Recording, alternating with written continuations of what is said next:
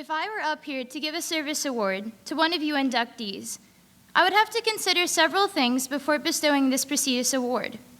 Such things would be your dedication to community service or ability to help inspire others to volunteer in their own time.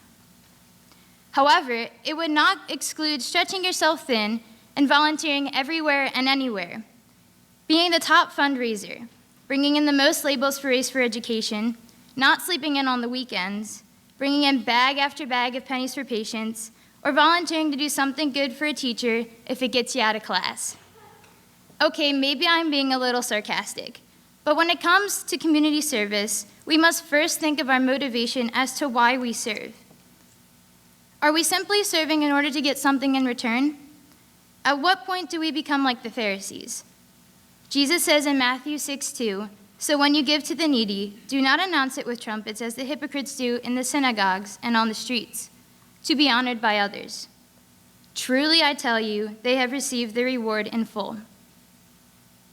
John Donne once said in his sermon, Meditation 17, "Any man's death diminishes me because I am involved in mankind." In this particular sermon, Donne suggests that we are all part of mankind, and we ought to genuinely care about one another purely because we are all human. This should be a wake-up call to service.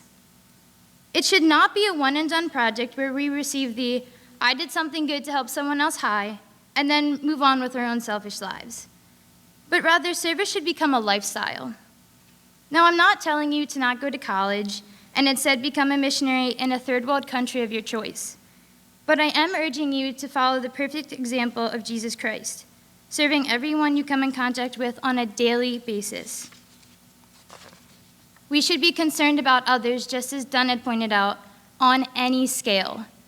Whether it's the Philippines getting wiped out by a typhoon, New Jersey being devastated by Sandy, homeless people languishing on the streets of Philadelphia, or a classmate simply struggling in a particular class that you excel in, you should be concerned and see how the Lord is encouraging you to help. Service is a continual sacrificing and giving of yourself to others for their benefit, without expecting acknowledgement or reward. As Christians, we are commanded to serve one another and build each other up. It is not a choice, it's a responsibility. Imagine how wonderful it would be if everyone took to heart and put in the daily practice of life of service, gradually becoming more and more selfless. How much different would our world, our churches, and even our school look and function? It has been said you get what you give, and I believe this is true for service as well. For example, at school, when someone serves you, are you not more likely to look out for them and serve them to the same capacity or sometimes higher? On the other hand, you may never even know what impact your service to others has.